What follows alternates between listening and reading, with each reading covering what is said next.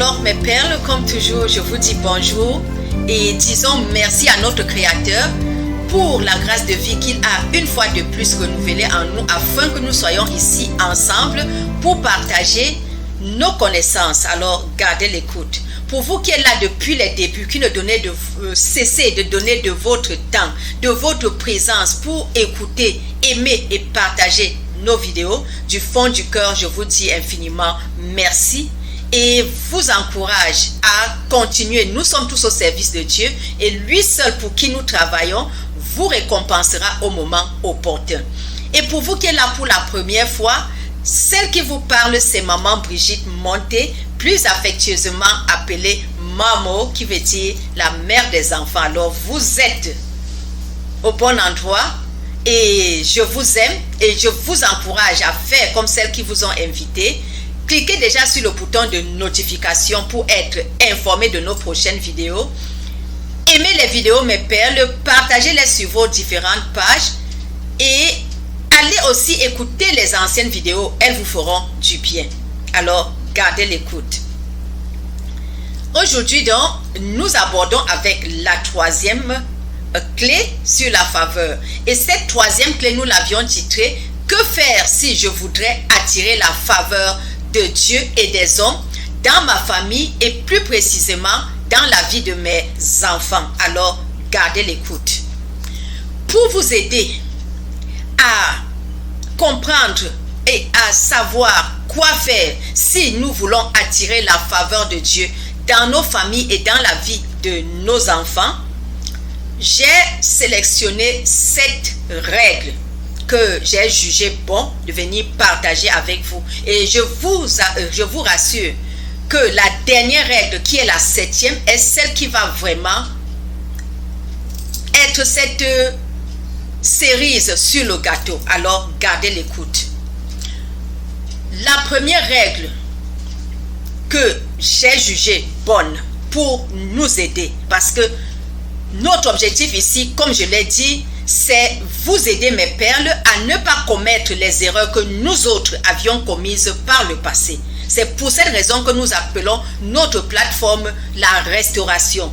Nous sommes ici pour implorer la grâce de Dieu afin de restaurer tout ce que nous avions perdu par le passé. C'est ça mon objectif ici sur cette plateforme. Alors gardez l'écoute.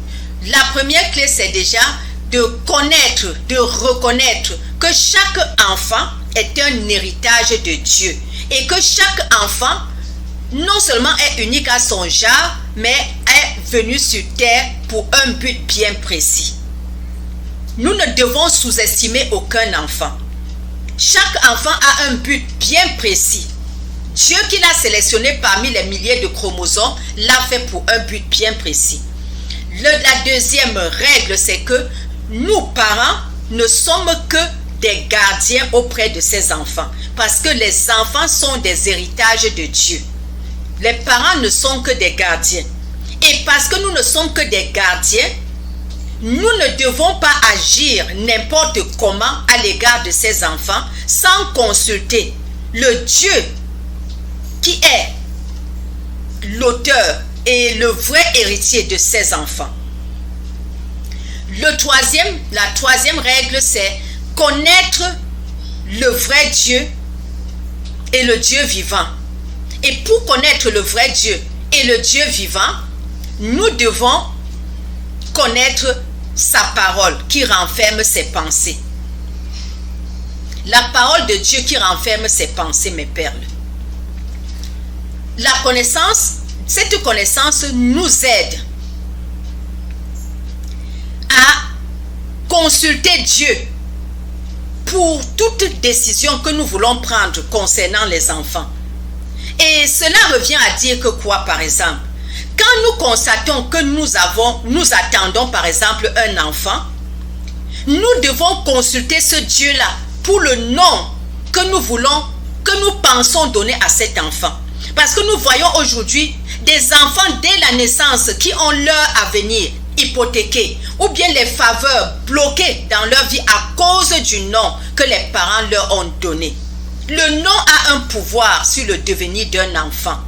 Et j'encourage les parents à consulter notre Créateur sur le nom que nous voulons donner à nos enfants. C'est très important.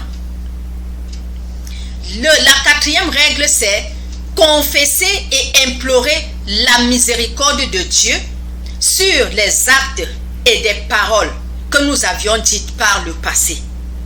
Parfois, nous voyons des choses arriver dans nos familles ou à nos enfants à cause d'un acte ou d'une parole que nous avions dite, soit à nos parents, soit à un être dans la société.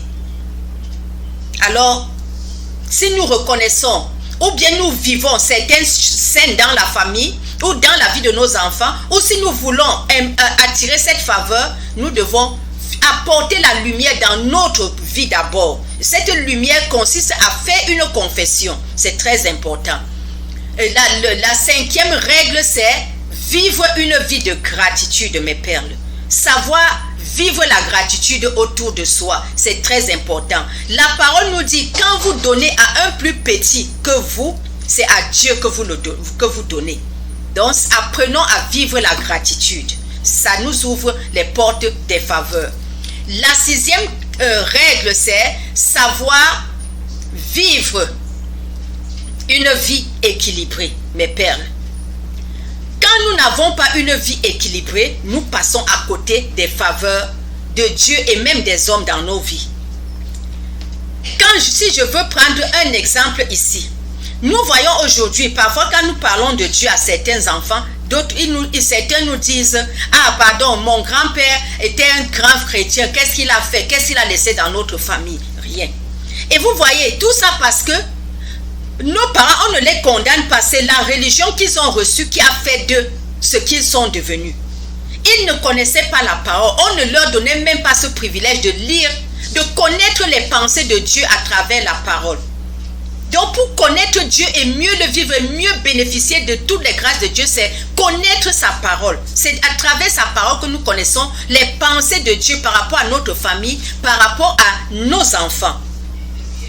Si nous mettons plus le temps sur le travail, sur le business, tout en oubliant nos responsabilités de parents, nous passons à côté de la faveur de Dieu dans nos vies. C'est aussi ça. Donc, vivre une vie équilibrée est ce qui nous aide déjà à déceler et à reconnaître que ça, c'est le moment de faveur pour ma vie, pour ma famille. Parce qu'il faut même déjà reconnaître. Et c'est pour cette raison que j'ai dit que ceux qui définissent la faveur comme une grâce imméritée, cette définition ne cadre que le 1/10 de ce que contient la faveur. Parce que la vraie faveur même, c'est les 9%. Les 9/10, je veux dire. Les 9/10 qui cadrent vraiment la faveur. Et dans les 9/10, nous parlons de la sagesse. C'est avec la sagesse que nous pouvons même déceler que nous sommes dans notre période de faveur. Si nous n'avons pas la sagesse, nous ne pouvons même pas constater. Et c'est de ça qu'il s'agit.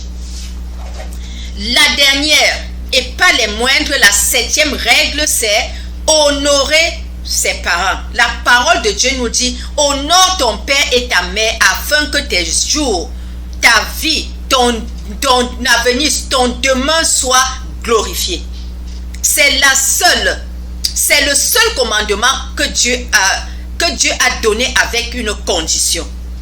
Ce n'est pas à discuter, à débattre. Nous devons l'accepter telle qu'elle est. Si nous voulons vivre la faveur et une vie glorieuse. Parce que nous sommes dans le monde de Dieu. Ne nous trompons pas. La nature, c'est la nature de Dieu. Ce que nous sémons dans cette nature-là, c'est ce que nous récoltons.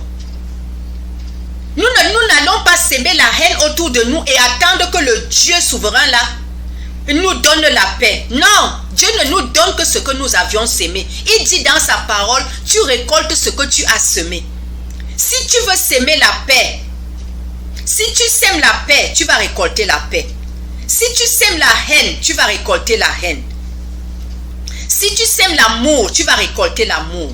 Si tu sèmes la faveur, tu vas récolter la faveur. Nous récoltons ce que nous sémons. Ne nous trompons pas. Dieu n'est pas sourd, il n'est pas aveugle. Il voit tout. Il entend tout. Il est souverain.